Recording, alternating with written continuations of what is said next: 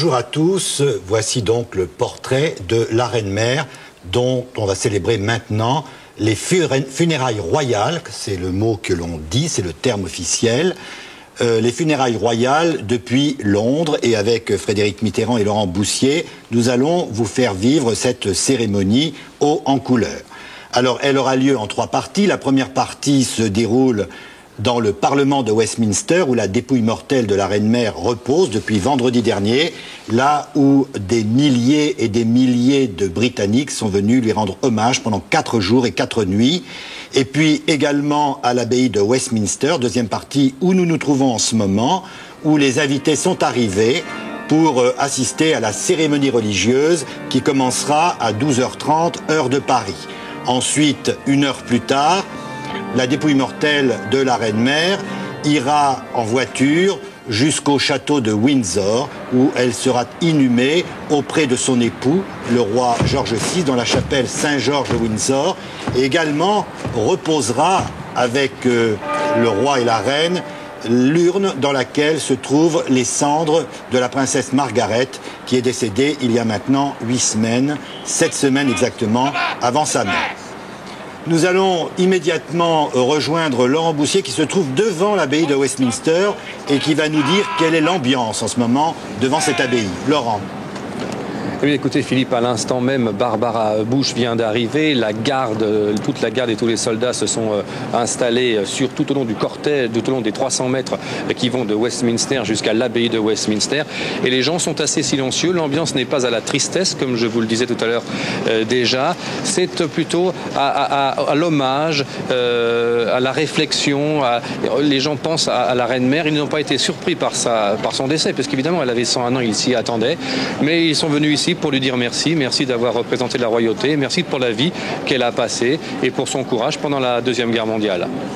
Laurent, la vue que nous voyons d'ici maintenant, c'est la vue générale qui montre exactement le champ d'opération où va se produire l'événement qui suit dans quelques instants. C'est-à-dire, on voyait à gauche le Parlement de Westminster, où repose donc la dépouille mortelle de la reine, et puis juste à droite, à quelques centaines de mètres, peut-être 200 mètres, l'abbaye de Westminster, où aura lieu la cérémonie religieuse. C'est 200 mètres, c'est pas beaucoup, mais le défilé, le cortège, lui, aura 2 kilomètres de long, car il y a 1600 soldats qui vont accompagner la dépouille mortelle et également un nombre impressionnant d'invités, dont les petits-fils de la reine-mère, ainsi que son gendre, le prince Philippe, duc d'Édimbourg. C'est donc une cérémonie grandiose et on peut dire, Frédéric, que c'est peut-être le dernier service qu'elle est en train de rendre à la monarchie et à l'Angleterre. Oui, parce que nous sommes aussi en année de jubilé. Et au fond, le jubilé de la reine Élisabeth commençait plutôt mal, dans une certaine tiédeur. Et la mort de sa mère a créé un mouvement d'émotion très très fort, dirigé vers elle, surtout survenant 7 semaines après la mort de Margaret. Je crois aussi qu'il y a une chose qu'il faut dire, Philippe, c'est qu'en Angleterre, on vivait avec le souvenir de la mort de Diana et des funérailles populaires de Diana, tellement fortes, qui était un message, en vérité, adressé à la famille royale et à la couronne. C'était une manière de dire vous êtes trop loin de nous, vous êtes un peu anachronique, vous ne nous comprenez pas. Et la famille royale elle-même pensait avoir perdu en quelque sorte le contact. Les funérailles de la Reine-Mère, avec l'émotion considérable qu'elle suscite, et comme l'a dit Laurent, cette affection tendre en quelque sorte qui entoure la disparition de cette vieille dame, transmettent un autre message. Restez aussi comme vous êtes, continuez selon les traditions, et c'est un message qui complète en quelque sorte celui qui entourait Diana. Alors, nous entendons de temps en temps une cloche, le bourdon de l'abbaye de Westminster. Il y a 101 coups de cloche, exactement, chaque minute, un coup de cloche, et cela représente les 101 ans de la Reine-Mère. Il y aura également tout à l'heure des coups de canon, 29 exactement, qui correspondent aux 29 minutes que durera le cortège, qui ira donc du palais de Westminster jusqu'à l'abbaye de Westminster. Et une minute de silence. Il y aura une minute de silence exactement, à 12h30 exactement. Laurent, peut-être, Laurent Boussier, peut-être parler également de la vie économique qui va complètement s'interrompre pendant ces obsèques. Écoutez, elle s'est déjà en partie interrompue puisque déjà les palais de justice, la bourse, les grands magasins, les entreprises et même les petits magasins de Londres ont fermé. Il y aura en plus effectivement à 11h30 heure de Londres, à 12h30 heure de Paris, 2 minutes de silence dans l'ensemble du pays. Les aéroports vont s'arrêter, tout va être bloqué et même dans les trains et dans les bateaux, il y aura 2 minutes de silence. Donc là, vie économique arrêtée pendant toute la matinée, elle reprendra cet après-midi. Il faut dire aussi que, par respect pour la Reine-Mère, qui était une grande amateur de courses de chevaux, les courses de chevaux ont été totalement annulées aujourd'hui. Alors, il y a de temps en temps des obsèques nationales, des obsèques grandioses. Nous voyons la reine là, qui quitte Buckingham Palace pour aller maintenant vers le Parlement. Il y a celle de Winston Churchill. Alors la dernière référence en dehors des obsèques de Diana, ce sont effectivement les obsèques de Winston Churchill, qui elle-même d'ailleurs avait été répétée longuement, et on avait soumis à Winston Churchill quelques années avant sa mort la liste des invités, la liste des événements qui devaient se produire durant ces obsèques, et il avait toujours réclamé le maximum. Oui. La reine elle-même a suivi. Alors là, on voit le prince Édouard et la princesse Anne. Le prince Édouard, exactement. Auparavant, nous avions vu le prince Andrew. Andrew et Charles. Et Charles, exactement. Alors, eux se rendent au palais de Westminster, donc où repose la dépouille de la Reine-Mère, et ils iront à pied. Ils vont accompagner derrière le cercueil vers l'abbaye de Westminster. Alors que la reine, elle, arriva en voiture directement. Alors ça, c'est Harry. C'est le prince Harry, le prince William également, qui également suivront le cortège à pied. Ici, nous sommes devant Buckingham Palace.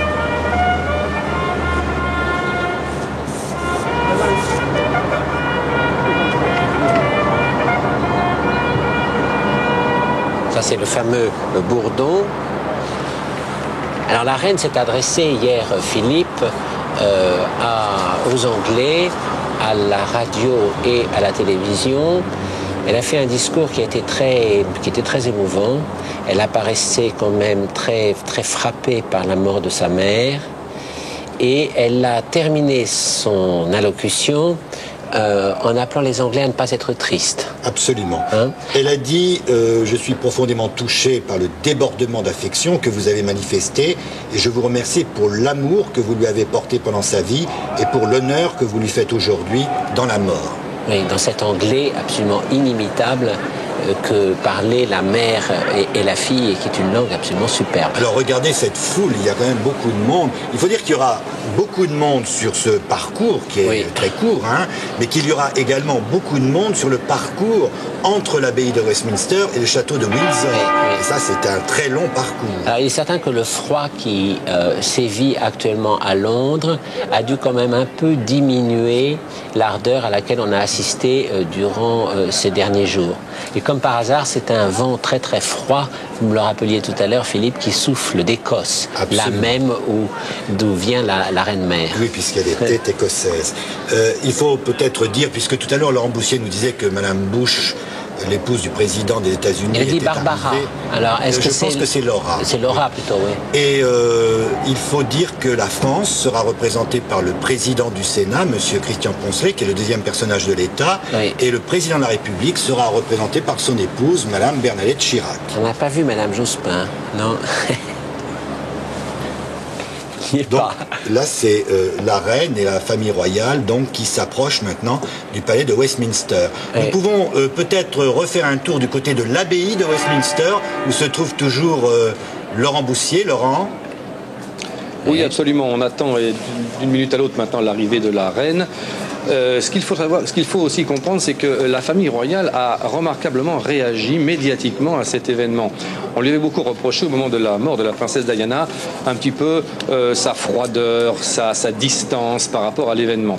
Là, la famille royale a réagi vraiment avec les Anglais, avec le cœur des Anglais, accompagnant ce que faisaient les Britanniques. Le prince Charles s'est exprimé la semaine dernière sur sa grand-mère, expliquant que c'était la meilleure grand-mère du monde. Les deux princes, William et Harry, ont fait pour la première fois de leur vie, je vous rappelle qu'ils n'ont que 19 et 17 ans, une interview dans un journal. Et puis il y a eu, comme vous le disiez, l'allocution de la mère hier.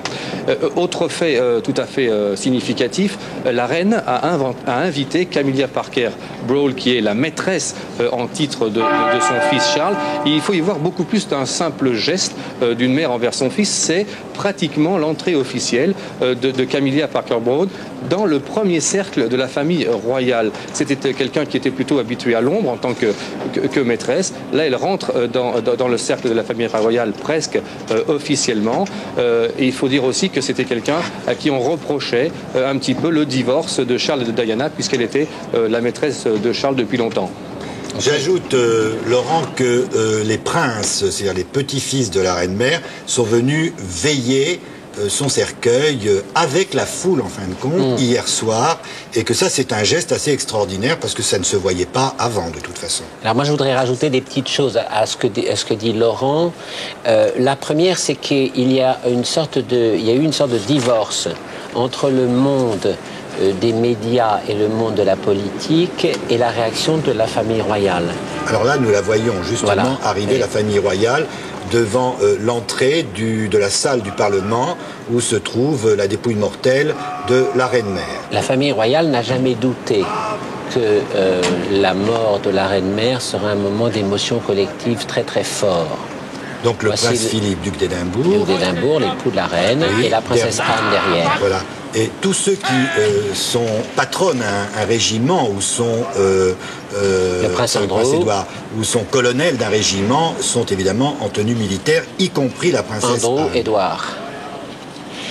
Et donc dans ce divorce entre les médias et la famille royale, ou entre la classe politique et la famille royale, il y a eu deux exemples. Il y a eu le compte-rendu assez médiocre, il faut dire, de la BBC dans les premières heures, et la crainte de Downing Street, de Tony Blair, de laisser ouvert trop longtemps Westminster Hall, sous prétexte qu'il n'y aurait pas assez de monde. En fait, ce fut le contraire. La BBC s'est bien rattrapée depuis, et on se rend compte que c'était la famille royale qui avait raison. Le prince Williams qui descend ensuite prince Charles, son père, le prince Charles, et le frère du prince William, le prince Harry. Alors effectivement, ils ont confié que leur grand-mère regardait un programme de télévision avec un imitateur qui faisait du reggae et que ça l'amusait beaucoup et qu'elle savait faire ça avec ses mains, c'est-à-dire croiser ses doigts d'une manière très très amusante, ce qui chez une centenaire est assez rare évidemment. Lorsque le cercueil quittera l'abbaye de Westminster tout à l'heure pour se rendre vers le château de Windsor, seul le prince Charles, en voiture, suivra le cortège, le petit-fils préféré de la reine-mère. On voit l'affût de canon, là, qui est le même qui servit pour les funérailles de George VI, c'est-à-dire le mari de la reine-mère. En 1952. En 1952, il y a 50 ans de cela. Oui. Il faut peut-être rappeler que la dernière fois que l'on a entrevu la reine-mère, c'était il y a 7 semaines, avec cette photo d'elle lorsqu'elle se rendait aux obsèques de sa fille. Alors là, nous sommes dans l'abbaye de Westminster, où les invités ont pris place. Il y a plusieurs entrées officielles. Là, ce n'est pas encore l'entrée de la famille royale, puisqu'elle n'est pas là. Ça, c'est l'archevêque de Canterbury, le docteur Carey, qui va conduire la cérémonie œcuménique, puisque vous voyez le cardinal archevêque catholique, ainsi que les modérateurs des églises protestantes indépendantes. Non anglicanes. Exactement, voilà. Et nous les entendrons, puisqu'ils participeront à l'office. Ce n'est pas une messe, c'est un office uniquement, un office qui ressemblera d'ailleurs à celui que nous avions suivi lors des obsèques de Diana, de la princesse Diana, sauf qu'il n'y aura pas Voilà, il n'y aura pas de civil, si je puis dire. Il n'y a pas Elton John. Non, ni Elton John. Et le sermon sera fait par l'archevêque de Canterbury et non par le frère de Diana, ce qui était le cas. Il faut que je corrige un petit peu. Il n'y a pas d'artistes. Il y a beaucoup d'artistes, en fait, parce que la reine-mère adorait les artistes, mais ils sont au nombre des invités. Et il y a notamment les artistes des émissions et des séries télévisées qu'elle regardait et qu'elle appréciait beaucoup et qui sont venus parmi les invités.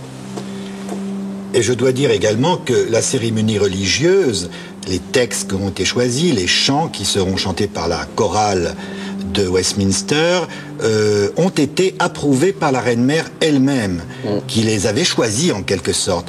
Et il faut dire que depuis 1979, il y avait tous les ans une répétition des obsèques de la reine-mère, pas en sa présence bien évidemment, mais c'était fait, elle le savait évidemment.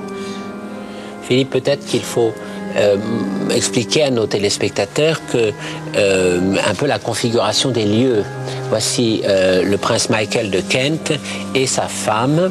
Alors ils sont l'objet d'une polémique actuellement en Angleterre assez vive parce qu'ils ont fait un dîner il y a 4 jours où on a servi du champagne où ils ont invité quelques personnalités de la vie culturelle londonienne et ça a beaucoup choqué. Le duc de Kent, qui est le frère cousin, aîné, le frère aîné du précédent. Et qui est le cousin de la reine. Cousin de la reine, avec sa femme, qui a été le premier membre de la famille royale à se convertir au catholicisme il y a quelque temps. Et le duc de Gloucester. Et le duc de Gloucester qui est l'autre cousin, ce sont les cousins germains de la reine. Tout à fait. Il faut dire que George VI avait 3 frères. George VI avait 3 frères, oui. L'un était Édouard VIII, qui a abdiqué, mais les 2 autres étaient les pères de ces messieurs que nous venons de voir, c'est-à-dire le duc de Gloucester et le duc de Kent. Le duc de Kent, le duc de Kent qui est mort pendant la guerre, ça c'était le duc de Gloucester qu'on vient de voir. Le duc de Kent qui est mort pendant la guerre en service commandé, et le duc de Gloucester qui est mort il y a une dizaine d'années. Sa femme vit toujours, elle est l'autre centenaire de la famille royale. Voilà la duchesse de Kent, la femme du duc de Kent. Alors, il faut dire une chose, c'est que l'abbaye de Westminster n'est pas une paroisse à proprement parler. C'est une église qui est sous la juridiction de la souveraine, ou du souverain, mais de la souveraine pour l'instant, et qui sert uniquement aux grands événements de la monarchie. Pour les cérémonies royales. Oui. Exactement, et tous les couronnements se sont faits dans cette abbaye depuis l'an 1066. Voilà les Hanovre, c'est-à-dire Caroline. Alors eux, ce sont quasiment les chefs de famille, puisque la dynastie, et le prince Albert d'ailleurs, qui rigole d'ailleurs. Le prince Ernest Auguste. Alors, il faut dire que les Hanovre, ce sont les cousins fondateurs de la dynastie des Windsor, puisque les premiers rois de la dynastie des Windsor sont venus du Hanovre au XVIIIe siècle. Donc, ce sont quasiment comment pourrait-on dire, ce sont presque les chefs de famille, curieusement. Tout à fait. Et il faut dire que la reine Victoria, qui est morte en 1901, était baptisée la grand-mère de l'Europe, parce que tous ses petits-fils étaient souverains en Europe à l'époque. On s'apercevra que parmi les en têtes, Russie. C'est ça. Parmi les têtes couronnées que l'on va voir, il y a beaucoup d'arrière-petits-fils, en général par les femmes. Alors voilà l'ancien roi Constantin, le roi de Roumanie et sa femme. Siméon. Le roi de Norvège, le roi d'Espagne, le roi de Suède, chacun avec leur femme.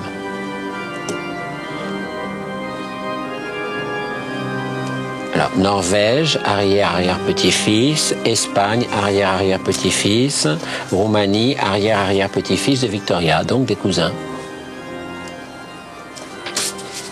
Et pendant l'arrivée de ces hôtes et ces invités, l'organiste joue des morceaux de Jean-Sébastien Bach. Le prince de Liechtenstein, Hans Adam. Et voilà la reine. La reine, oui.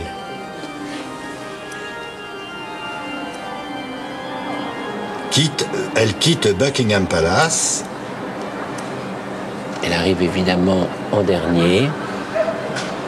Alors au-dessus de la voiture, le pavillon royal, bien évidemment, et ce drapeau royal, on va le retrouver sur le cercueil de la reine-mère, et il y aura également la couronne. Avec le fameux Koh-i-Noor, le célèbre diamant de 105 carats qui vient des trésors de Golconde en Inde. Couronne qu'elle a très peu portée d'ailleurs, juste pour le couronnement en fait, mais donc la couronne sera là. Alors, il faut préciser aussi, Philippe, que on va très peu voir la famille royale en dehors du moment du cortège.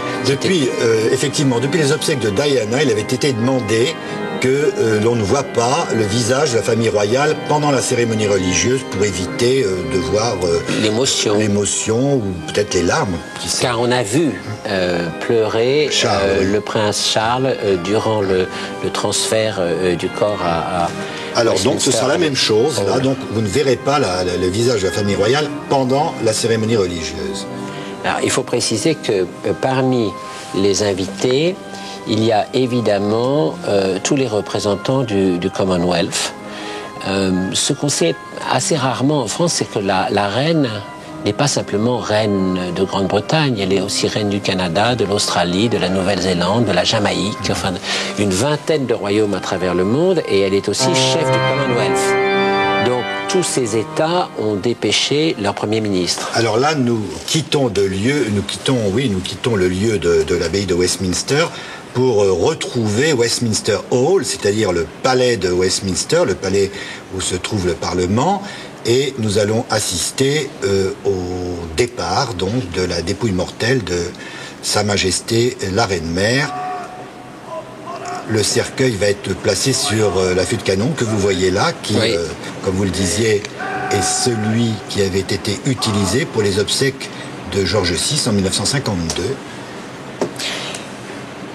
L'ensemble des militaires qui vont accompagner le cortège appartiennent d'une part à tous les régiments dont la Reine-Mère était le commandant honoraire, mais aussi à des détachements qui viennent de l'ensemble du Commonwealth. Absolument, absolument. Des Canadiens, des Australiens. Voici le duc d'Édimbourg, deux de ses fils, Charles et Andrew, et la princesse Anne, qui pour la première fois, à l'égal des hommes, suit en tenue militaire le catafalque. On constate que seul le prince Édouard et le vicomte Linley, au premier rang, ne sont pas en uniforme.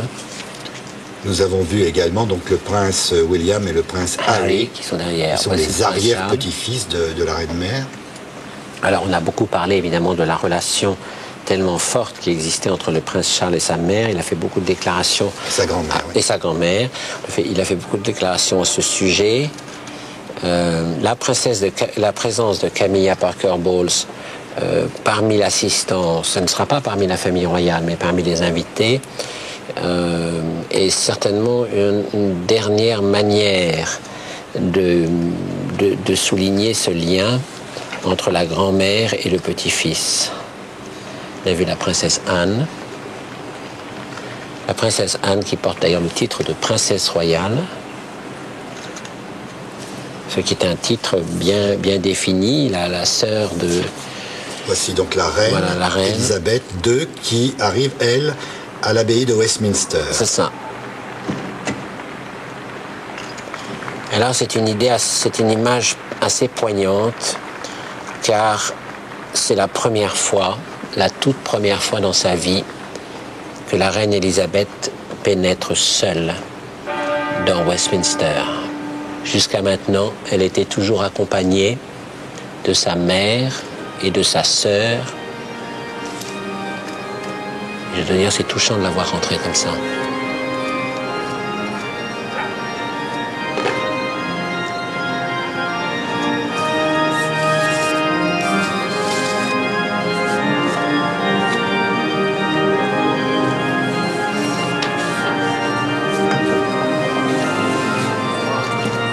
C'est le doyen de Westminster qui accompagne la reine et qui lui présente l'ensemble des officiants. De nombreux journaux ont titré sur la solitude de la reine depuis quelques jours, avec, je dois dire, une nuance d'admiration assez extraordinaire. Imaginez ce qu'elle doit ressentir à cet instant précis. relation que la reine avait avec sa mère était une relation d'une force extraordinaire. Elle a hérité d'elle ce sens de la discipline exceptionnelle. Et voilà, maintenant elle se retrouve seule.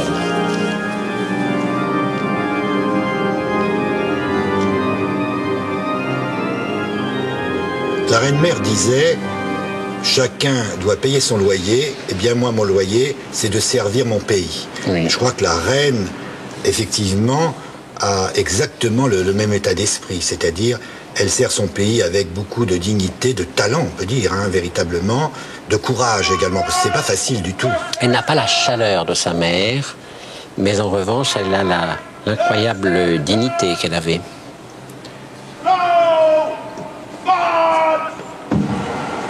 Voici maintenant donc le cortège qui s'ébranle vers l'abbaye de Westminster, avec évidemment les cornemuses. Les fameuses cornemuses écossaises qui réveillaient la famille royale jusqu'à il y a peu de temps. Voilà la fameuse couronne. Oui. Et les fleurs blanches qui sont le cadeau de la reine, l'hommage de la reine Élisabeth II à sa mère. Et avec un mot qui est signé de Lilibet, parce que c'est loving memory, Lilibet, souvenir d'amour. Laurent Boussier, vous êtes donc à quelques mètres maintenant du cortège. Que se passe-t-il autour de vous ? Écoutez, on est en train de voir arriver le cortège. À l'instant même, toute la garde d'honneur, toute la haie d'honneur qui s'étend de Westminster Hall jusqu'à l'abbaye de Westminster s'est mis au garde à vous, fusil, canon pointé vers le bas et la tête inclinée vers le sol. C'est le signe de l'arrivée incessante du cercueil avec les 6 chevaux noirs, l'affût de canon et derrière les hommes plus la princesse Anne de la famille royale. Alors il faut dire, Laurent, que donc derrière le cercueil se trouvent le gendre et les petits-fils de la reine-mère, ensuite ses arrière-petits-fils, ensuite se trouve un certain nombre de personnalités dont... Dans sa famille. La famille, exactement. Il y a par exemple le mari de la princesse Anne. Et ensuite, il y a la propre famille, effectivement, de la reine-mère. Simon Bowes-Lyon, le comte de Strathmore, puisque les Écossais. Absolument, et le père de la reine-mère était comte de Strathmore. Et puis Lord Glams, qui est également un des neveux de la reine-mère. Et puis derrière se trouve le Lord Chambellan, le chambellan de la reine-mère, qui l'a servi donc pendant tant d'années. Il y a aussi son trésorier qui gérait les fantastiques découvertes qu'elle avait à la banque. Bien sûr. Et d'ailleurs, parmi les invités dans l'abbaye de Westminster, il y a quasiment tous les gens qui la servaient. Qui la servaient, oui. Ils étaient 80. Oui, oui. Il n'y a pas les corgis, en revanche. Les 2 corgis, Rush et Minnie, qui ont été repris par la reine. Donc là, nous sommes sur ce qu'on appelle le square du Parlement, Parliament Square. Et sur ce Parliament Square, il y a une statue que les touristes voient évidemment en premier lorsqu'ils arrivent là, c'est celle de Winston Churchill. Oui. Winston Churchill qui fut à la fois le rival et l'objet d'une admiration mutuelle et réciproque pour la reine-mère. Lorsque nous avons vu entrer la reine Élisabeth, je pense que Philippe et moi n'avons pas pu nous empêcher de penser que cette Angleterre nous donne un exemple assez extraordinaire de matriarchie. Car dans cette famille Windsor, ce sont les femmes depuis Victoria, si on se permet cette formule familière, qui tiennent la maison, qui tiennent la boutique véritablement. Et la mort de la... Ça a commencé avec Victoria. Oui, ça a commencé avec Victoria. Et la mort de la reine-mère, c'est aussi ça. Regardons donc cette image extraordinaire donc, du cercueil de la reine-mère avec sa famille proche qui suit à pied. Donc, les fils, sauf la princesse fille, Anne, évidemment. Petite fille. Nous parlions de Churchill tout à l'heure. Vous savez que pendant la guerre, pendant le Blitz, Churchill avait proposé à la reine et à ses enfants d'émigrer au Canada, comme d'autres membres d'autres familles royales étrangères. Et la reine, qui était une forte femme véritablement, avait dit ceci: les enfants ne peuvent pas partir sans moi, moi je ne peux pas quitter le roi, et le roi n'abandonnera jamais son pays. Oui, il ne quittera jamais l'Angleterre, oui. Et ce qui est extraordinaire, c'est que parmi cette foule qui est venue rendre hommage à la reine-mère, cette foule nombreuse, on a dit 200 000 personnes, il y avait beaucoup de jeunes. Moi, j'étais à Londres, bien sûr, et ces gens parlaient beaucoup de l'action courageuse de la reine-mère pendant la guerre, pendant le Blitz, même tous ces jeunes qui, évidemment, n'ont pas connu cette période. Et il faut dire aussi, Philippe, que tous les mots d'esprit de la reine-mère, toutes ses caractéristiques, son amour des chevaux, mais aussi la manière dont elle aimait bien la bonne chair, son appétit de vivre, tout ça, c'était très important aussi pour mesurer le climat d'affection tendre qui entoure sa mort. L'Angleterre, c'est un pays de gens aussi qui vont dans des pubs, qui aiment vivre ensemble, qui chantaient sous les bombardements hitlériens, et pour qui l'appétit de vivre et la joie de vivre sont une règle de vie. Et j'ajouterais que l'amour de la reine-mère pour les chevaux et pour les courses, et elle avait des écuries, eh bien, en Angleterre, c'est un sport populaire. Tout le monde va parier partout. Voilà la fameuse couronne, oui. Contrairement à ce qu'on a dit, elle ne pariait pas d'ailleurs. Elle-même ne pariait pas, mais les gens pariaient, et c'est quelque chose qu'admiraient les gens chez la reine-mère. Elle avait l'appareil pour enregistrer les courses qu'il y a dans les cafés dans sa maison à Clarence House. Et toutes ces anecdotes à son sujet ont un sens. Alors nous arrivons maintenant à la porte ouest, de la grande porte donc de l'abbaye de Westminster. Effectivement, le parcours est très bref. Tout à fait. Et la garde d'honneur qui se trouve donc de chaque côté est représentée par des soldats de tous les pays du Commonwealth. Il faut rappeler que cette cérémonie est aussi retransmise dans les écoles actuellement en Angleterre.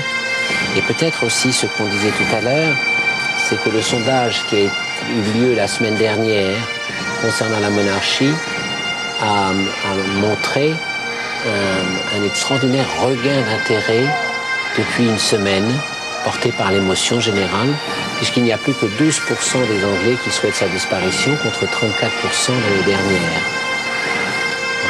Et notamment parmi la jeunesse.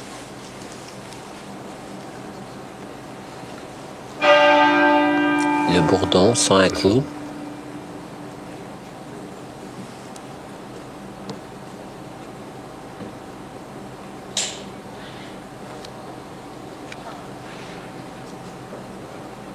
Alors ce sont nos collègues de la BBC qui nous envoient ces images. Tout à fait. Ça a été répété très longtemps, si je puis dire. Et j'imagine qu'ils doivent faire très attention après les polémiques de la semaine dernière où on leur reprochait de ne pas avoir apporté à l'événement l'attention nécessaire avec...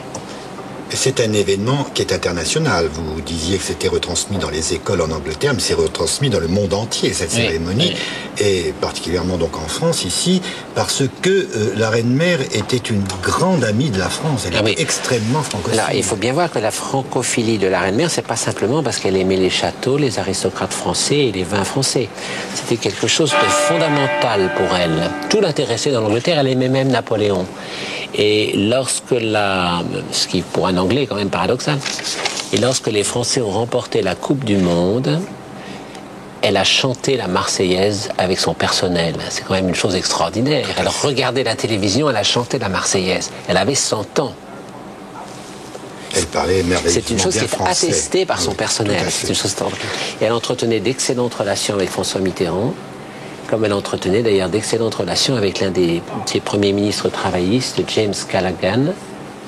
Alors on la disait très conservatrice, mais c'est très complexe cette histoire, parce que elle a eu beaucoup d'amis dans des cercles très progressistes de la société anglaise. Peut-être faut-il rappeler les mots de Tony Blair, qui se trouve donc à l'intérieur de l'abbaye, une vigoureuse incarnation du caractère britannique, car c'est vraiment ça. Et il y a à l'intérieur de la cathédrale, enfin de l'abbaye, il y a le maire de Londres, qui est Ken Livingstone, qui est trotskiste. Il n'y en a pas qu'en France des trotskistes, et qui est maire de Londres et qui a fait un message extrêmement chaleureux et élogieux pour saluer la mémoire de la reine-mère. Alors là, on touche d'ailleurs, Philippe, à quelque chose de très particulier à l'Angleterre. C'est cette puissance pour fédérer ou de consensus que représente finalement la monarchie en Angleterre. Tout à fait. Les Anglais la critiquent, cette monarchie, très très fortement, mais dans des instants comme celle-là, ils sont auprès d'elle. Et c'est un facteur d'unité entre l'Angleterre, l'Écosse, le Pays de Galles, même si l'Écosse... oui, mais la reine-mère était écossaise, alors oui, sur de toute quoi, façon. Hein? Ben, on vient de voir le duc d'Édimbourg avec ses fils et ses neveux. Alors, ce qui est assez fascinant aussi, c'est de voir que parmi tous les gardes qui entourent le cercueil lorsqu'il passe, il y a beaucoup de noirs. L'Angleterre a totalement changé. Pendant l'arrivée du cortège, donc, et de la dépouille mortelle de la reine-mère dans l'abbaye, les chœurs vont chanter un certain nombre d'hymnes. Le premier étant « Je suis la résurrection et la vie, dit le Seigneur ». Le prince Andrew, que l'on voit là en uniforme de chef de frégate, on sait qu'il a été très courageux durant la guerre des Malouines, qui s'est déroulée il y a exactement 20 ans. C'est une autre Angleterre en même temps, à laquelle qui salue la reine-mère. Aucun rapport avec celle que l'on voyait dans les documents de tout à l'heure. Elle a même tellement changé depuis 20 ans simplement. Bien sûr, le cortège se met en place. Non, William, qui ressemble il sera peut-être un jour à sa mère. Roi. Normalement, oui. Et voici Harry, qui a l'air d'ailleurs très impressionné.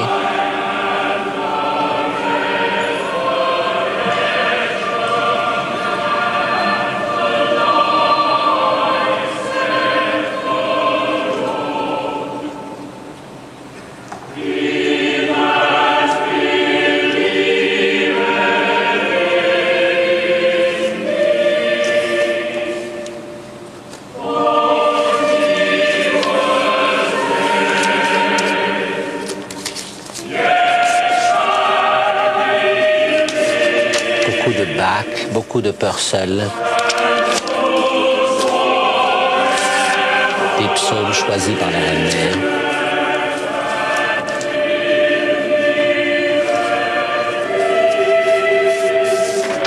Il faut rappeler que la reine Élisabeth était au chevet de sa mère lorsqu'elle est morte. Elle était à cheval, on l'a appelée. Elle a pris sa voiture et elle est partie en conduisant directement elle-même pour aller au chevet de sa mère. Elle est restée avec elle durant les dernières heures.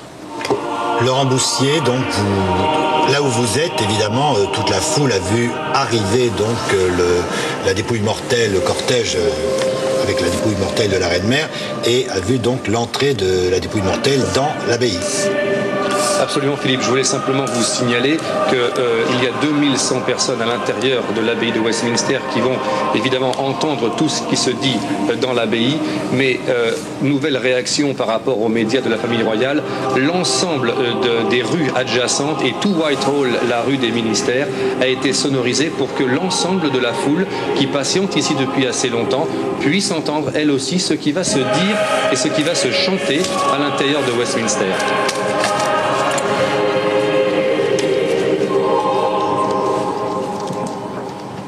Harry.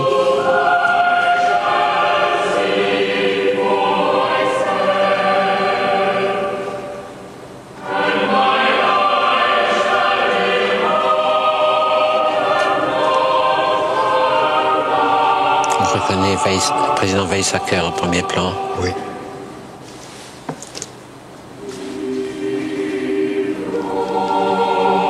prince Charles, son père, Andrew. Derrière Andrew, c'est le vicomte Linley, le fils de Margaret. Et derrière, Mark Phillips, non pas Mark Phillips, Peter Phillips, qui est le fils de la princesse Anne, oui. qui est le meilleur ami de William.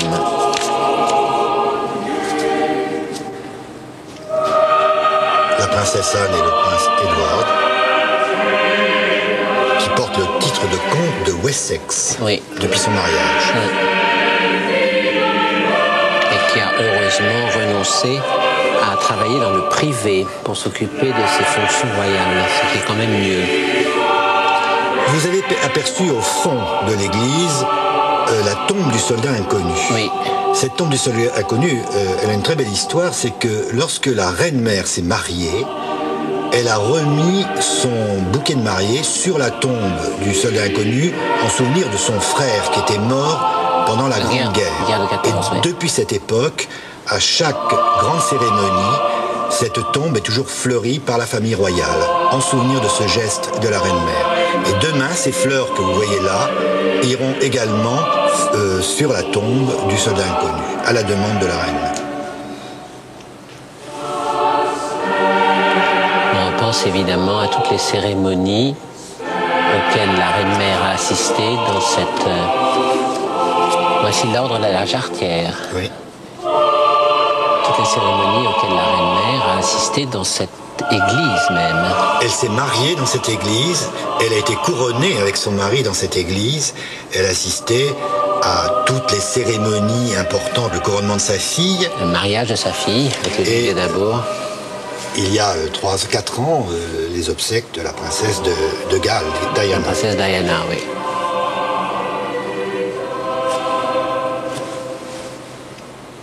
La princesse Diana, à qui elle n'a malgré tout pas pardonné, comme à Sarah Ferguson, de ne pas avoir continué à vivre parmi la famille royale et à assumer leurs responsabilités.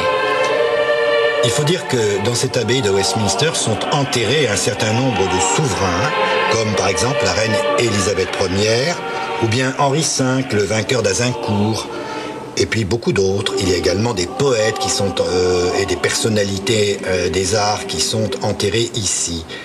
Et puis d'autres souverains sont enterrés dans la chapelle de Windsor, qui est le cas de George VI, et donc Élisabeth, reine-mère, reposera à son côté.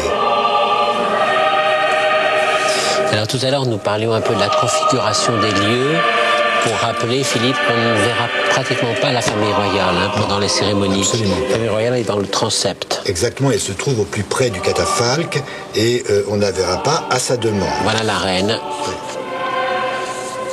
Alors je parlais tout à l'heure de la solitude de la reine.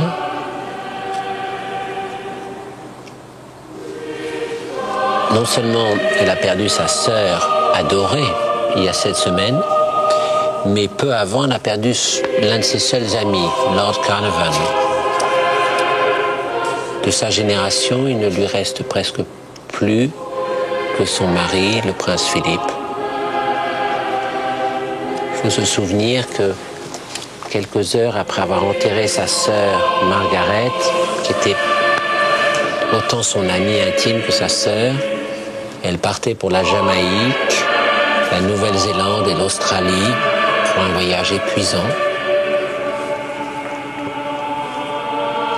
où il fallait continuer à sourire et à ne pas trahir ses émotions. Donc la chorale de l'abbaye de Westminster et la chorale royale des chapelles royales de la reine qui se sont ensemble, donc chantent le dernier hymne avant que ne commence la cérémonie religieuse proprement dite, qui est faite uniquement de prières et de chants avec un sermon de l'archevêque de Canterbury.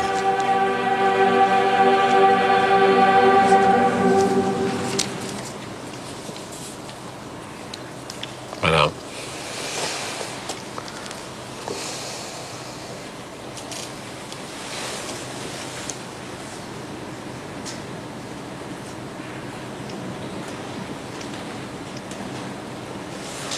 C'est le doyen de l'abbaye de Westminster, le docteur Wesley Carr, qui va prononcer maintenant l'intercession.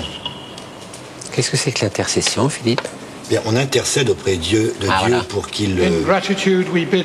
voyez, avec gratitude, nous disons adieu à une reine très aimée, pour sa grâce, son humanité, sa sympathie, pour son courage dans l'adversité, pour la joie qu'elle a donnée à beaucoup, pour l'intensité de sa foi, pour son exemple de service et pour le devoir qu'elle a rendu sans fléchir à son pays, rendant grâce à Dieu.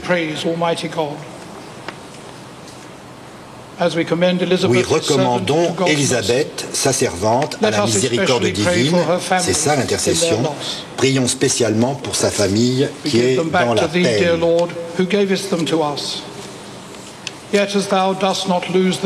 Alors ensuite, ce sera donc une lecture de l'Ecclésiaste, texte qui a été également approuvé par la Reine-Mère. Et c'est l'archevêque d'York qui ensuite va lire cette première leçon, ce qu'on appelle cette première leçon, ce premier texte. And love is immortal, and death is only an horizon, and horizon is nothing save the limit of our sight. Évidemment, l'un des rites où la mère, la fille et la sœur se retrouvaient le plus fréquemment, c'était le rite religieux du dimanche matin, le plus souvent à Windsor. Donc ce sont des gens qui sont unis par une foi très forte. L'archevêque d'York. Foi anglicane.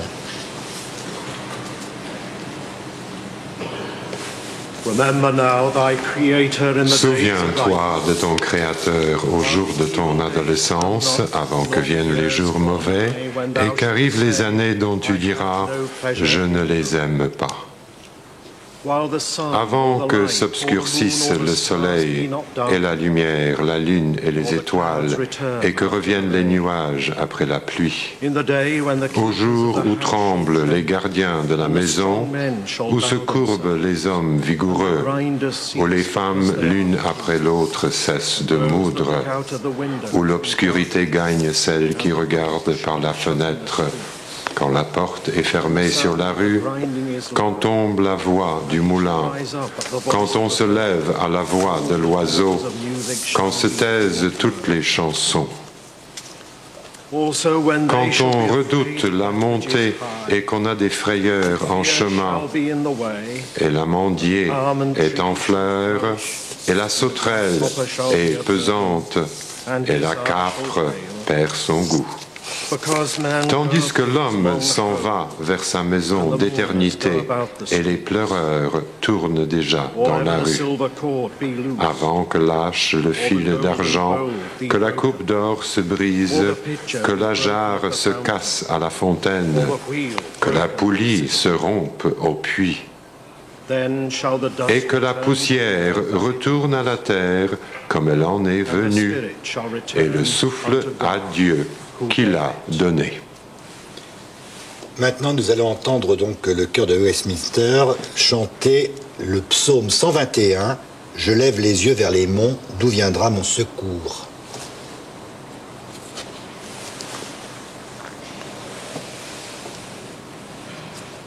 I will lift up mine eyes unto the hills, from whence cometh my help.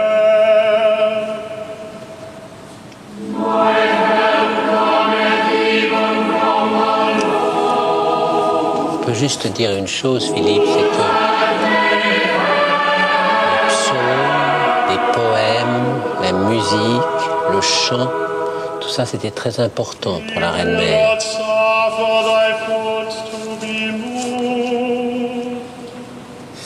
And he that keepeth thee will not sleep.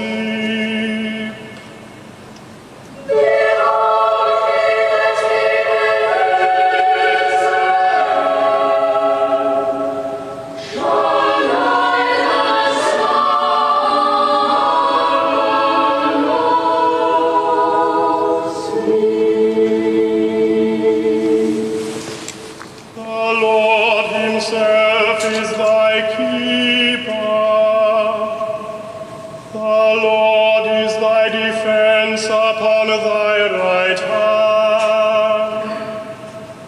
So that the sun shall not burn thee by day, neither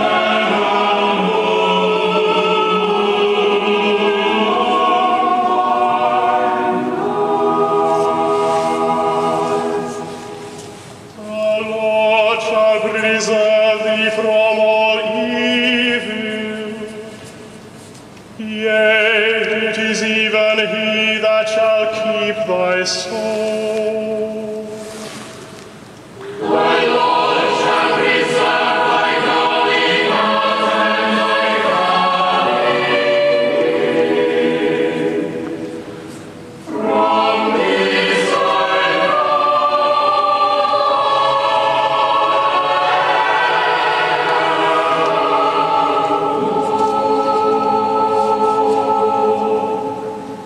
Glory be to the Father and to the Son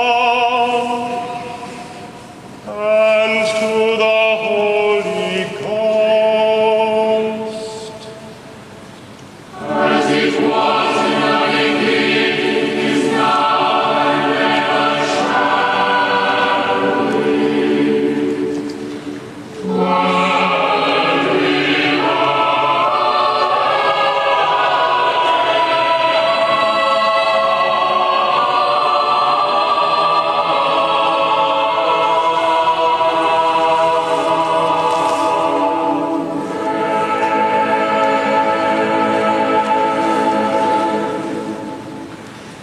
C'est maintenant la deuxième lecture qui est extraite de l'Apocalypse de Saint Jean et c'est le cardinal archevêque de Londres Après catholique. quoi, voici qu'apparut à mes yeux une foule immense que nul ne pouvait dénombrer, de toutes nations, races, peuples et langues, debout devant le trône et devant l'agneau, vêtus de robes blanches, des palmes à la main.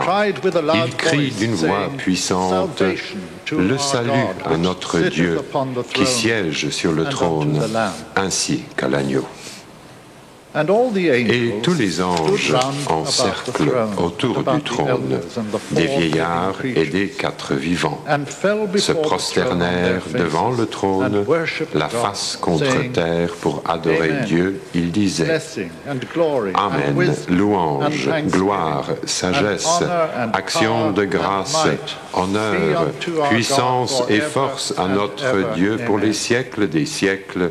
Amen. » L'un des vieillards prit alors la parole et me dit, « Ces gens vêtus de robes blanches, qui sont-ils et d'où viennent-ils » Et moi de répondre, « Mon Seigneur, c'est toi qui le sais. » Il reprit, « Ce sont ceux qui viennent de la grande épreuve.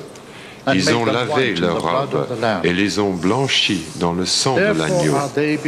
C'est pourquoi ils sont devant le trône de Dieu, le servant jour et nuit dans son temple. Et celui qui siège sur le trône étendra sur eux sa tente. Jamais plus ils ne souffriront de la faim ni de la soif. Jamais plus ils ne seront accablés ni par le soleil, ni par aucun vent brûlant. Car l'agneau qui se tient au milieu du trône sera leur pasteur et les conduira aux sources des eaux de la vie. Et Dieu essuiera toute larme de leurs yeux. Donc après le cardinal Murphy O'Connor, Un Irlandais. un Irlandais, et voilà, ça c'est un hymne qui est adapté d'un chant irlandais, non d'un chant gallois, pardon.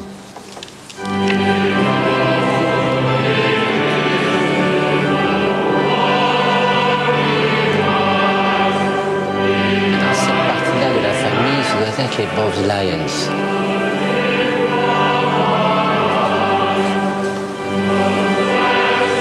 Prince Henrik, la reine Margaret de Danemark, le sultan de Brunei, et derrière le roi de Norvège, la reine d'Espagne, le roi d'Espagne, le roi Albert des Belges, la reine Béatrix, derrière le roi Christian. Carl Gustaf. Carl Gustaf de Suède.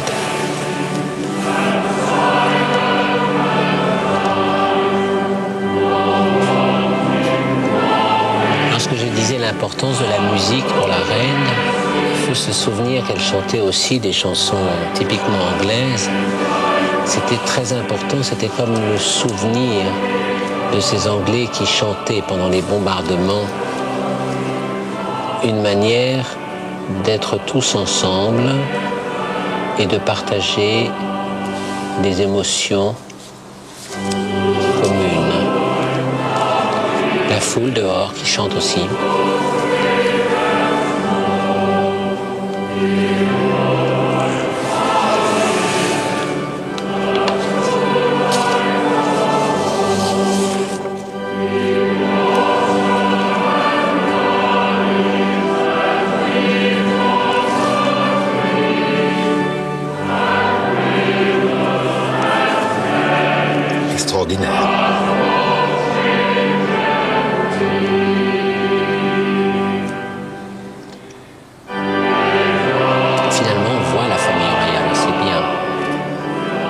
Il n'y aura pas de gros plans. Voilà, c'est ça. C'est les visages que l'on ne verra pas.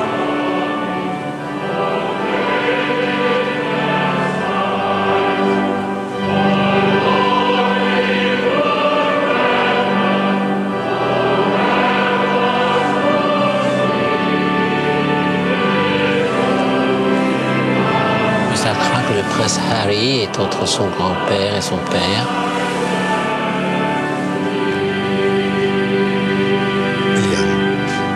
William, oui, évidemment. William. C'est Son and Holy Spirit. Au nom de Amen. Dieu, le Fils et le Saint-Esprit. C'est l'archevêque de Canterbury, primat de l'Église d'Angleterre, qui va prononcer son sermon, le chef de l'Église anglicane étant la reine, bien évidemment.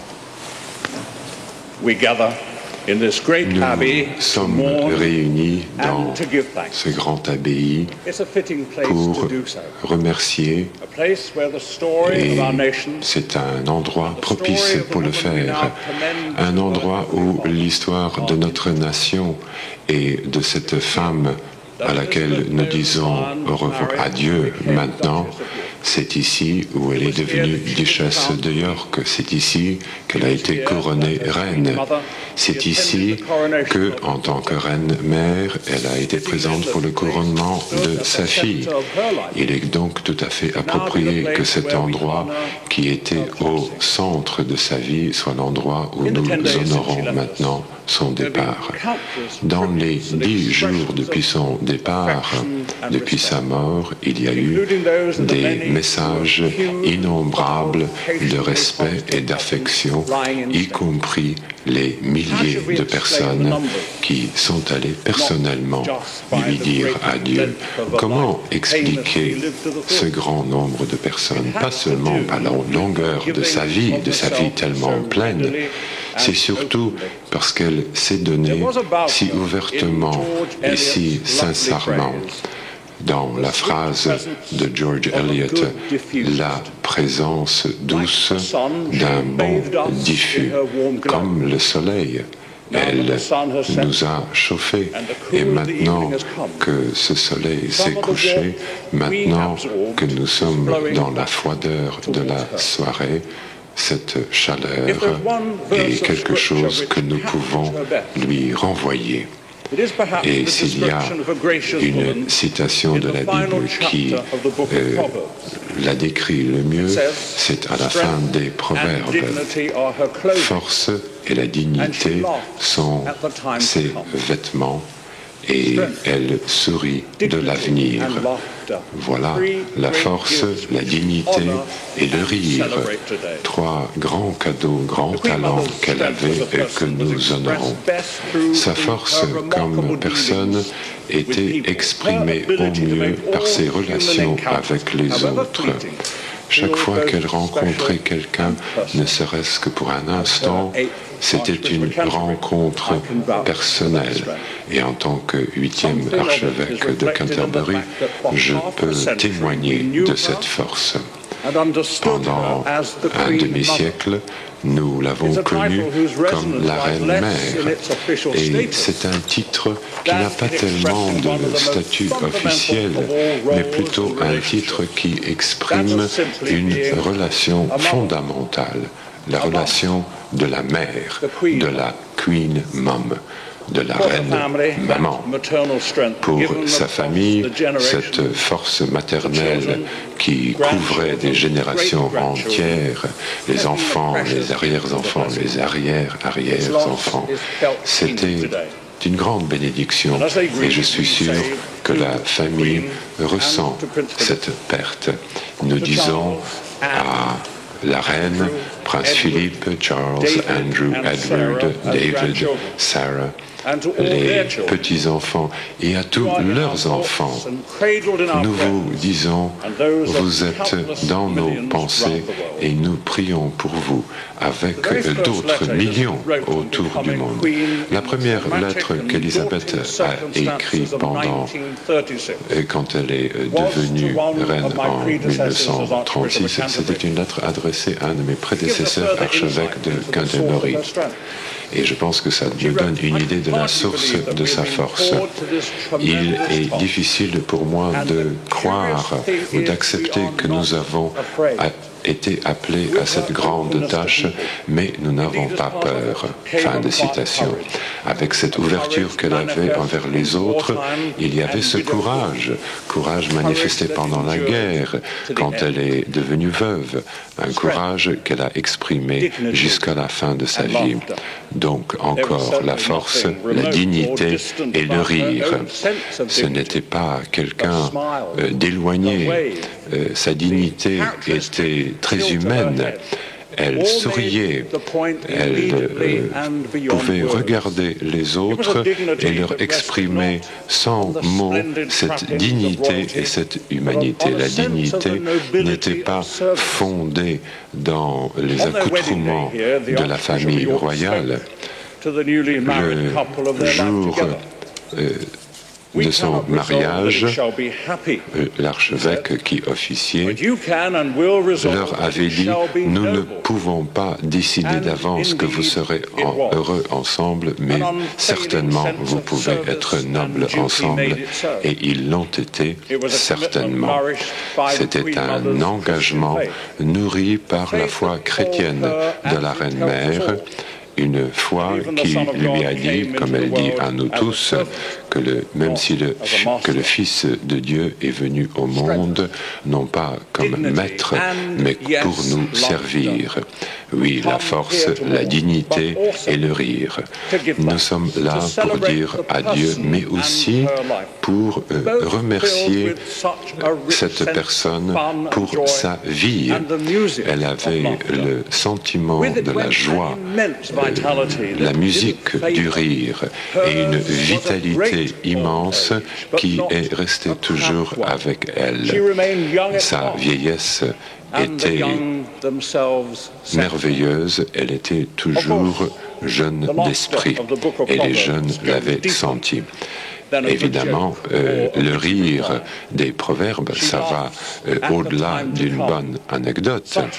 Le rire du futur, le rire quand on pense de l'avenir, c'est un rire qui vous protège contre l'adversité et les grands défis de la vie.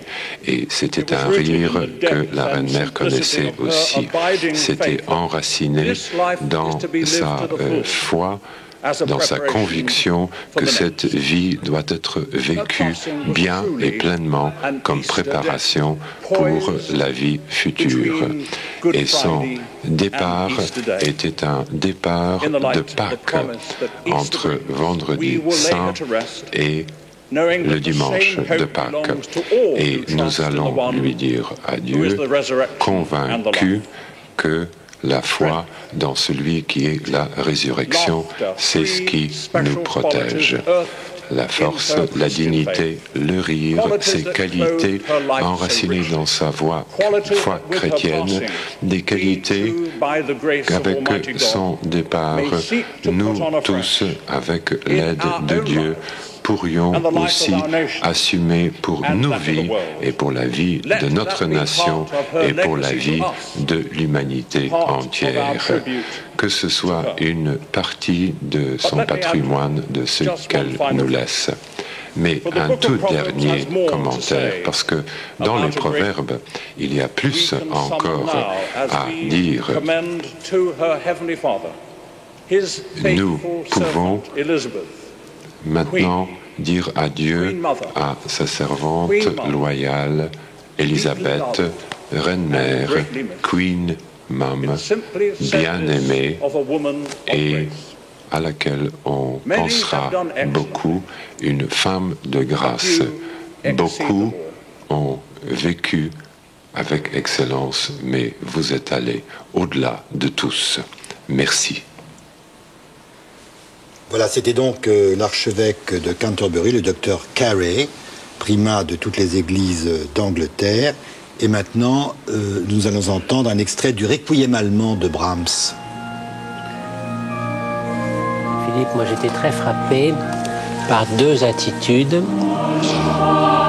Celle de la reine, qui est manifestement tétanisée par le chagrin. Tout à fait. Qui est totalement immobile, qui s'est redressée à un moment, mais qui est tétanisée par le chagrin. Et celle du prince Charles, qui, à l'évidence, vraiment pleure toutes les larmes de son corps. On voit bien le chagrin qu'il éprouve pendant l'homélie de l'archevêque de Canterbury. Son expression était très très émouvante. On sent bien le lien tellement fort qu'il unissait à sa grand-mère. Apparemment, il y a eu un changement, certainement, car on nous avait dit qu'on ne verrait pas du tout On redoutait ça. Voilà. Et apparemment, beaucoup de choses ont changé, vous savez, depuis que ces 200 000 personnes qui ont défilé devant le catafalque de la reine-mère. Et je crois que peut-être que la famille royale a voulu faire comme tout le monde. Oui. Très impressionnant.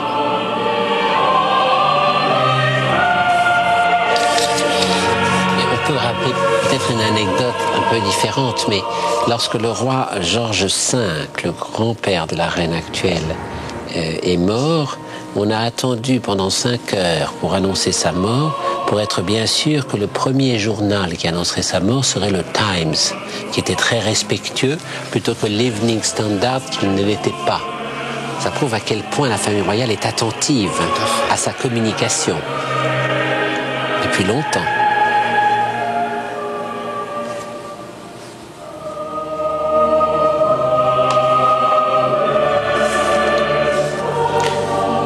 Le personnel de la reine-mère est aussi dans l'église.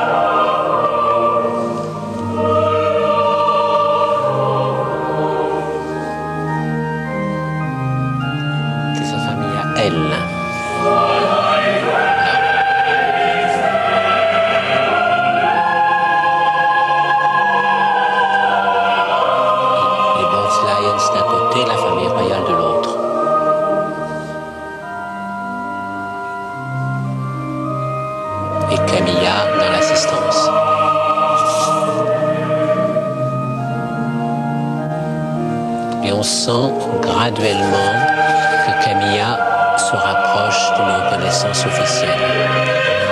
Le journal Daily Mail imprimait ce matin ceci: le mariage est proche, c'est sûr. Le mariage de Camilla et de Charles.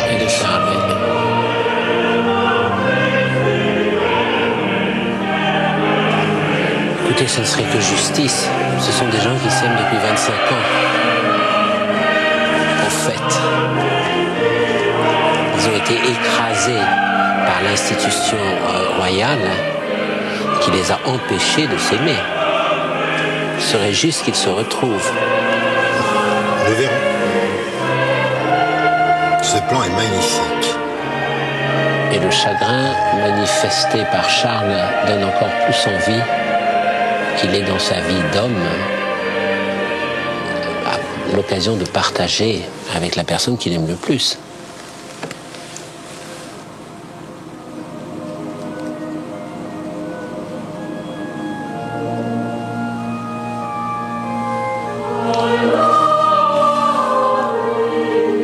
Charles est totalement tétanisé, ne bouge pas.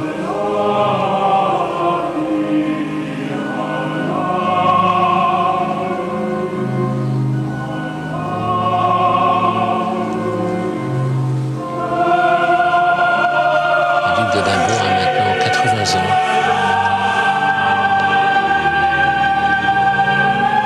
Ils se sont mariés il y a 55 ans avec la reine dans cette abbaye de Westminster. Et au fait, il n'y a plus que le roi de Roumanie qui soit témoin. Il était là en 47, juste avant d'être obligé d'abdiquer.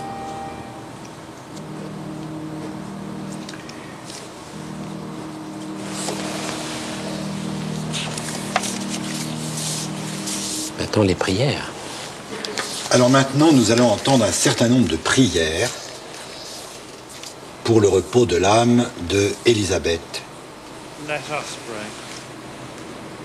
C'est le Kyrie, comme disent les catholiques. Lord, have mercy upon us. Christ, prends pitié de nous. Have mercy upon us. Lord, have mercy upon us.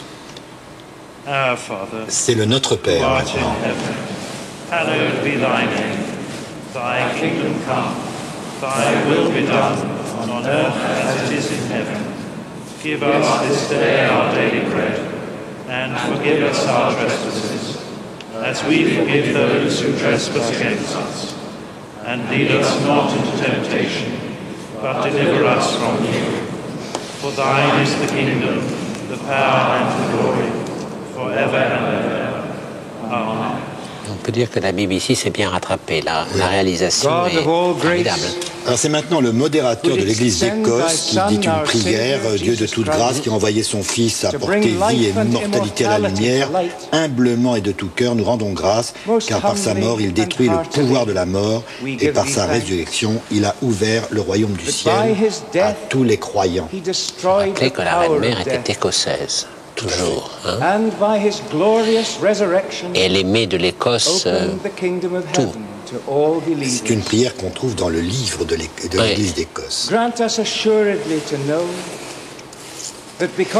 tout de même, Philippe, quand je vois les choses si composées, j'ai envie de rappeler qu'elle aimait le saumon, le whisky, le sport, et qu'elle emmène tout ça avec elle au ciel. Elle aimait la vie. Elle aimait la vie. Il faut rappeler ça quand même. Oui. Ce qui explique l'incroyable ferveur qui entoure et le chagrin de ceux qui la connaissaient. Amen. La prochaine prière est pour ceux qui pleurent un défunt, donc la famille royale aujourd'hui, qu'ils connaissent, dit cette prière, la consolation de l'amour. Deal graciously, we pray, with those who mourn,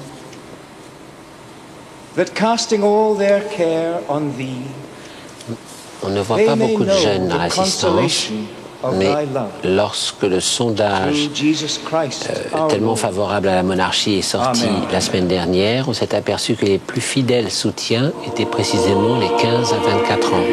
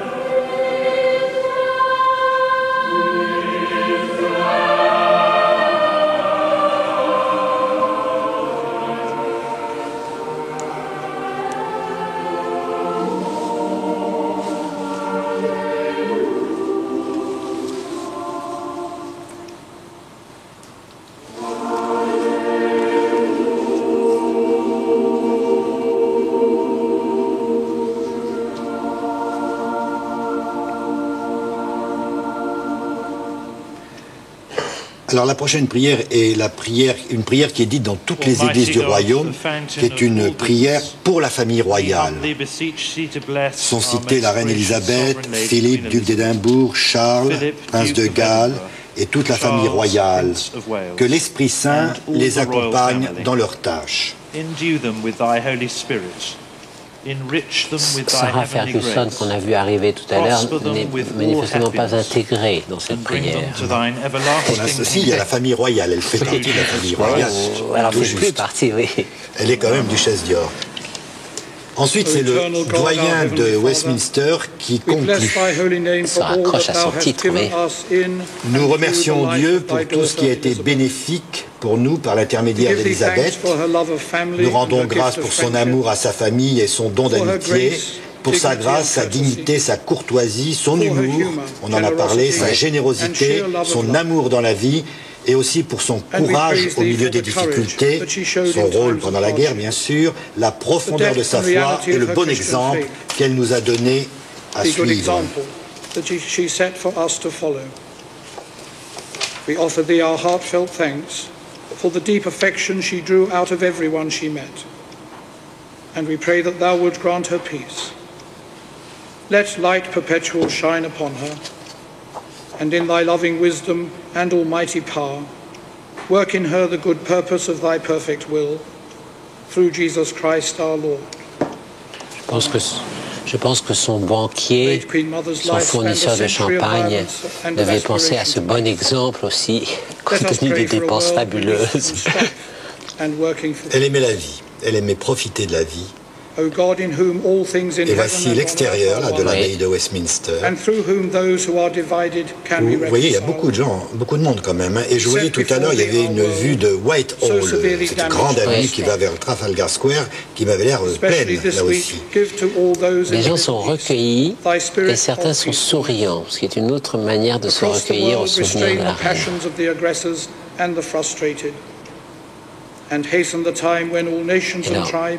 Des Blacks, et cette dame, par exemple, suit la cérémonie religieuse dans le journal parce que dans les journaux aujourd'hui, il y a le détail et l'ordre de cérémonie, comme on dit. Il faut dire que la presse britannique, même la presse républicaine ou crypto-républicaine, a vraiment sauté dans le train en marche, si je peux me permettre, et a fait sur la reine-mère un ensemble de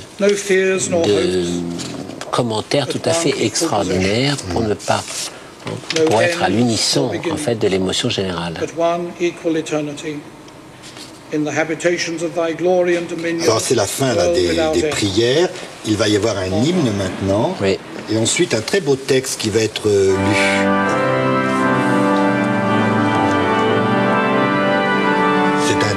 C'est un hymne traditionnel de l'Église anglicane.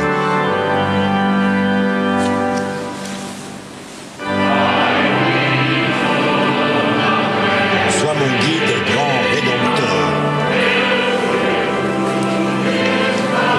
Évidemment, ces rites anglicans sont assez surprenants pour nous, puisqu'ils empruntent malgré tout à la pompe de l'Église catholique, tout en observant une liturgie protestante. C'est très étrange. Il ne faut pas oublier que jusqu'en 1534, l'Angleterre était catholique et cette abbaye était tenue par des moines catholiques bénédictins. Et c'est par la volonté de Henri VIII qu'il y a eu cette rupture avec Rome, tout cela parce que le pape ne voulait pas de son divorce avec Catherine d'Aragon. C'est ça. Car à l'époque, il voulait épouser Anne Boleyn.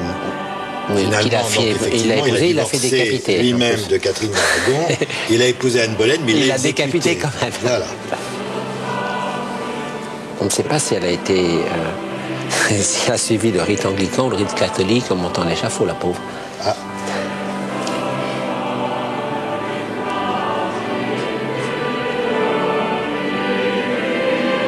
Notre Angleterre, Philippe, c'est ce qu'on disait tout à l'heure. Beaucoup de Noirs, beaucoup d'Indiens dans la foule. C'était également vrai lorsqu'on considérait la foule qui attendait des heures et des heures pour passer devant le catafalque de la Reine-Mère. J'ai bien regardé, vous savez, il y avait des jeunes, des moins jeunes, des Noirs, des Pakistanais, vraiment, famille royale. Tout le monde était là.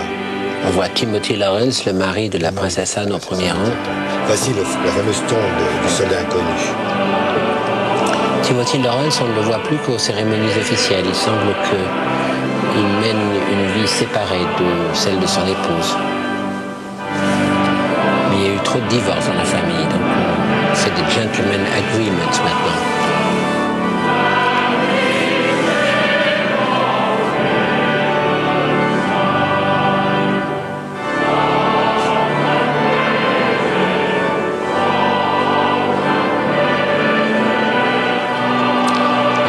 C'est ça, et puis les gens qui chantaient sous les bombes aussi. Hein?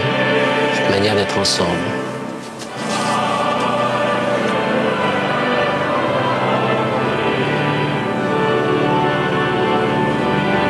Il était l'un et l'autre.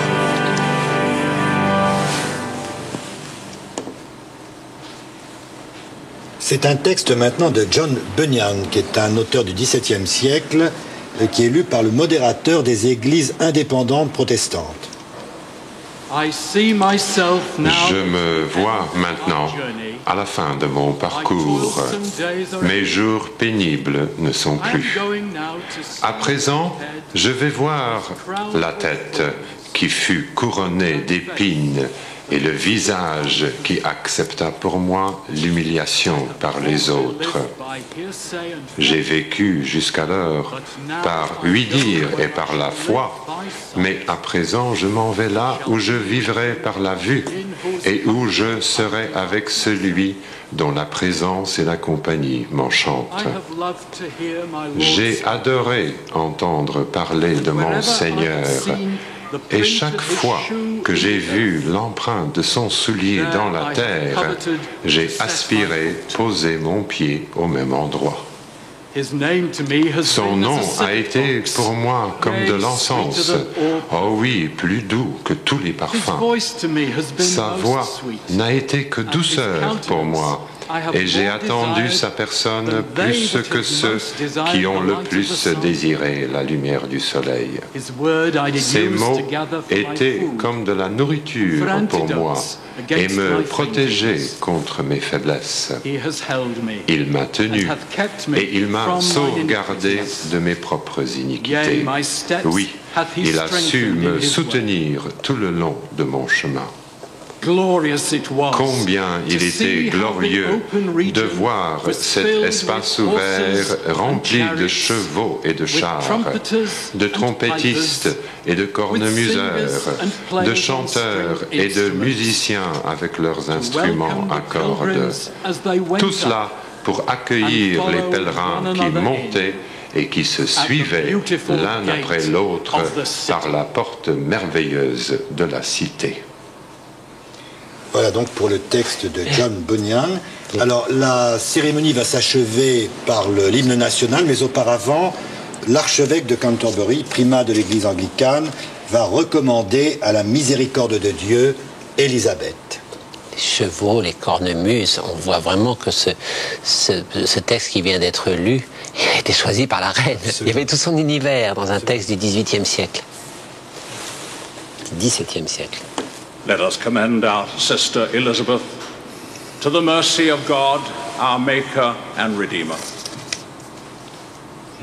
Alors, nous recommandons donc à la miséricorde de Dieu notre sœur Élisabeth, dans la foi de Jésus-Christ, mort et ressuscité pour nous sauver, et qui maintenant vit et règne avec le Saint-Esprit, un seul Dieu pour les siècles sans fin. To thy merciful keeping, in the faith of the same Jesus Christ our Lord, who died and rose again to save us, and now liveth and reigneth with thee and the Holy Spirit, ever one God, world without end.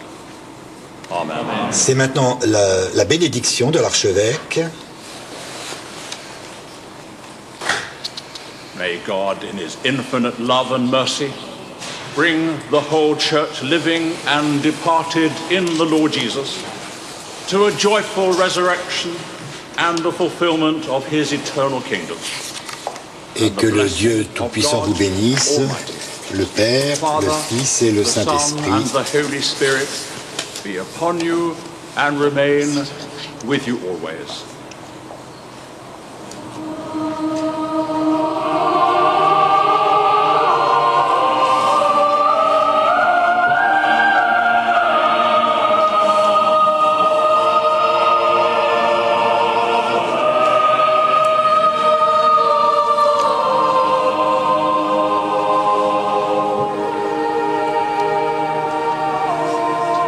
là, il va y avoir une différence de rite considérable. Alors, Frédéric, là, il va y avoir une chose assez extraordinaire, c'est que le grand maître de l'ordre de la Jarretière va lire tous les titres que possédait la reine. Et rappelez-vous, la reine mère. On a enterré l'impératrice Zita en Autriche-Hongrie, on annonçait tous ces titres et la crypte des Capucins restait fermée jusqu'à la 3e fois où on disait Zita, pauvre pécheresse. Et à ce moment-là, on ouvrait la porte. En Angleterre, la vie terrestre a beaucoup d'importance. On annonce tous les titres et c'est avec tous ces titres qu'elle est censée aller au paradis. On a dit avant qu'elle était une pécheresse, mais maintenant, tous les titres. Mais on ne précise pas le nombre d'États où elle était encore la reine-mère. Une vingtaine. Dont la Jamaïque, la Barbade. Ça, c'est la sonnerie aux morts, en fait.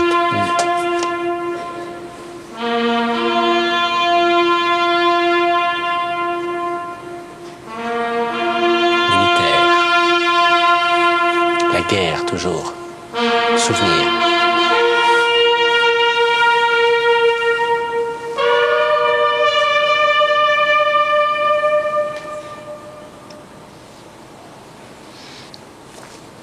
La reine-mère qui aimait tant rire de ce qui se passait mal dans une cérémonie officielle aurait été triste peut-être parce que tout se passe bien.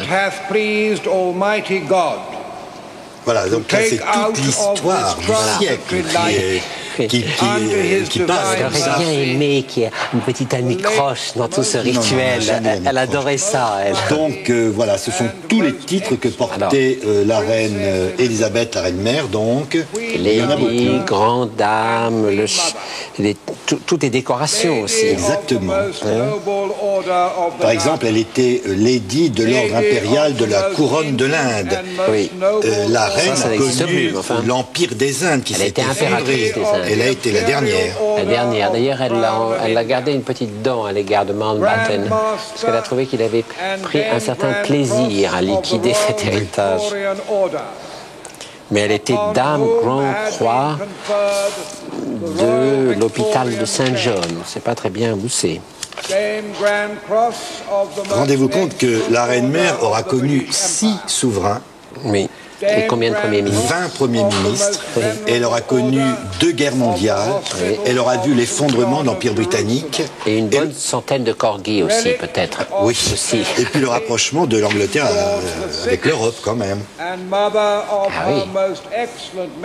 Et je crois que c'est une des raisons pour lesquelles l'émotion est tellement forte en Angleterre. C'est que d'une certaine manière, cette femme vivant si longtemps est protégée du changement d'histoire. Elle accompagnait le changement d'histoire. Defender of the faith, sovereign of the most noble order of the Garter, whom may God à cet égard, elle avait un différend avec Charles, qui a une vision très œcuménique de la religion et qui a un très grand respect notamment pour la religion musulmane.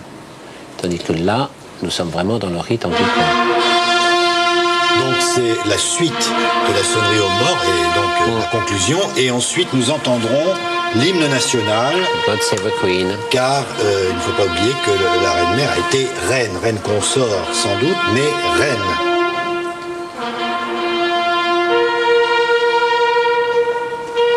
Est-ce que ce God Save the Queen s'adresse à elle ou à la reine actuelle?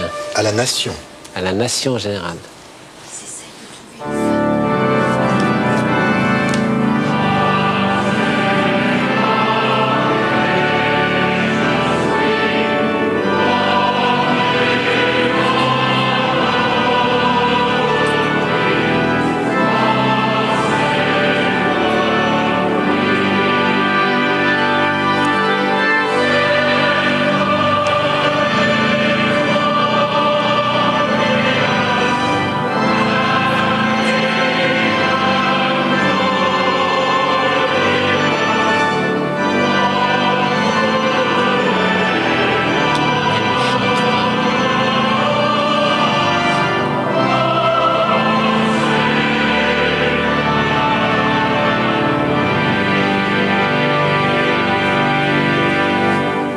silencieuse durant l'hymne.